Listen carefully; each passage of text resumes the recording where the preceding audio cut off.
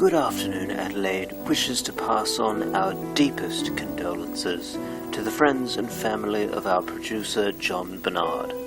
Bernie leaves behind a legacy of the utmost professionalism from his 31 years in television.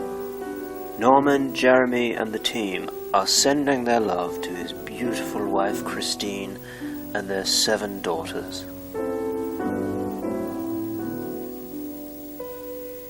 And now, Good Afternoon Adelaide.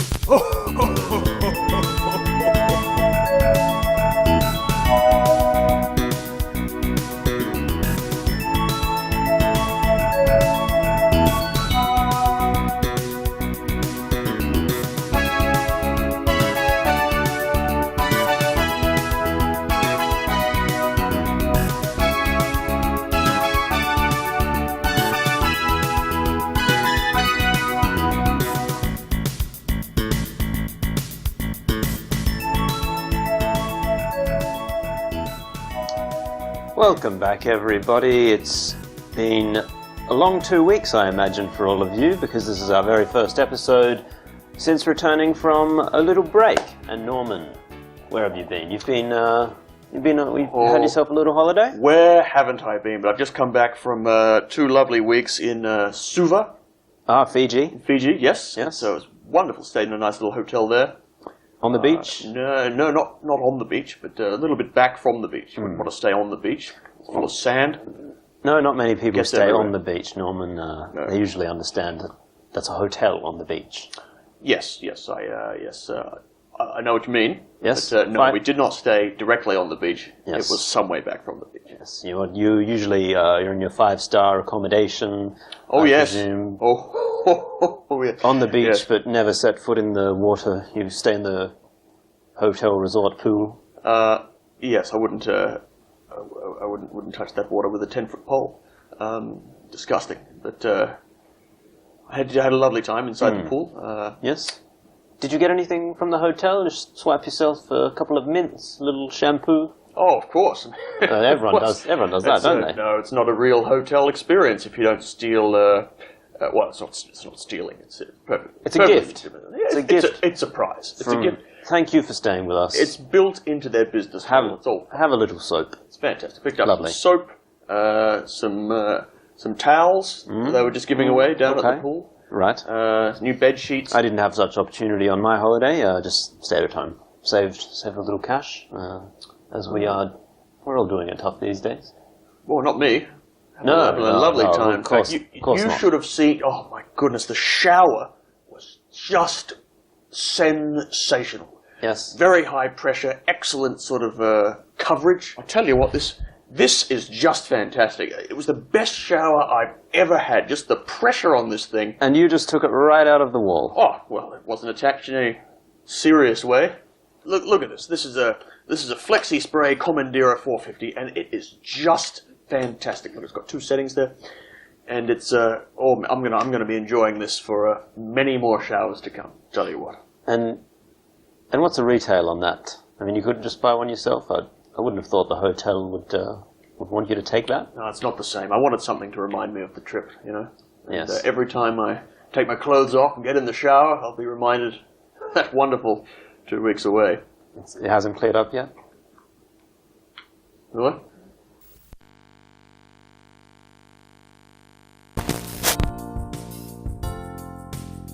Why did I become a police officer? Like so many of these stories, it was in my family.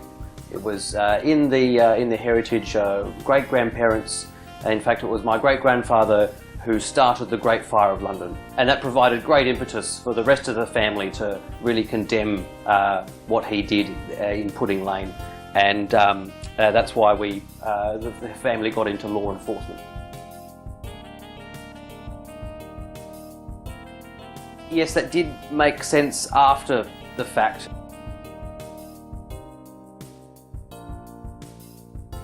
Favourite crime? To commit or solve? I do quite like patricide.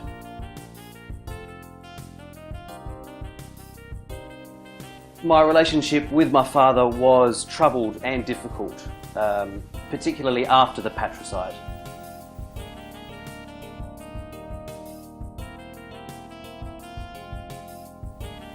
Well, we're very used to being undercover, so you just have to play on those role-playing capabilities that you have, and hope that you survive the time.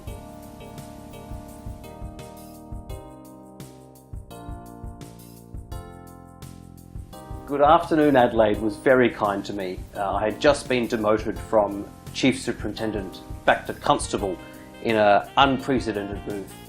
And exposure on the television was able to show to my then very senior officers that I was actually capable and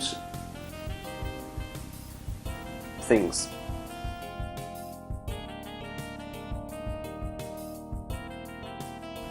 Favourite part of the uniform?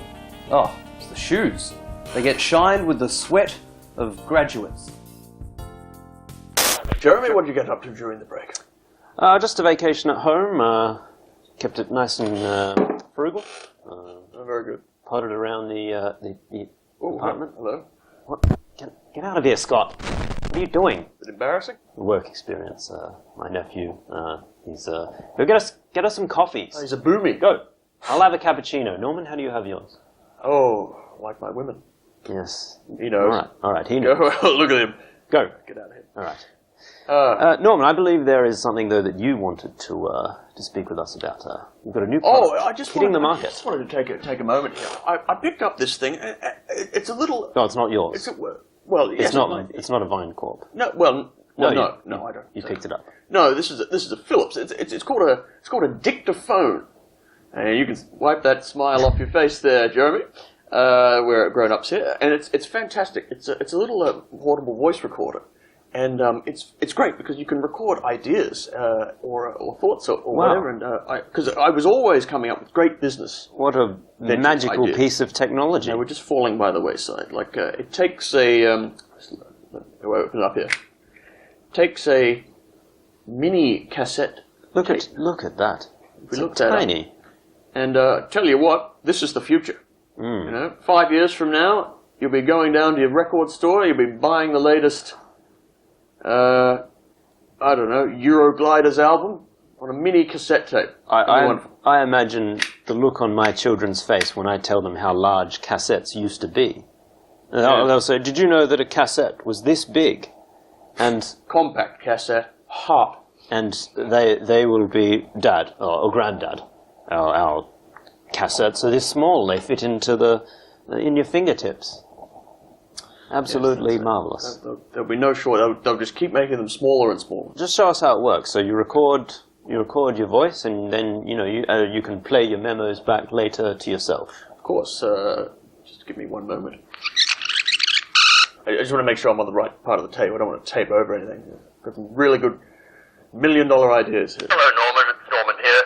Note to self: find out the name of that lovely young African lady who works in the supermarket. Oh, yes. And that's a $1 million idea there, is that, Norman? Oh, no, that's just this thing. Now, what should we record? Would you like to record something? Oh, yes, sure. Is it a recording? Note to self, hand out those resumes. And stop. Yes. Lovely young African. Yes. Oh, yes, sure. Is it a recording? Note to self, hand out those resumes. Well, what a fantastic piece of technology. I'm glad you picked that up in Fiji, did you? Yes, that was in the hotel room as well. It's just fantastic. The things you can pick up when you go on holiday. Absolutely. Well, I mean, just, keep watching because we've got a great show ahead, and we'll be right back.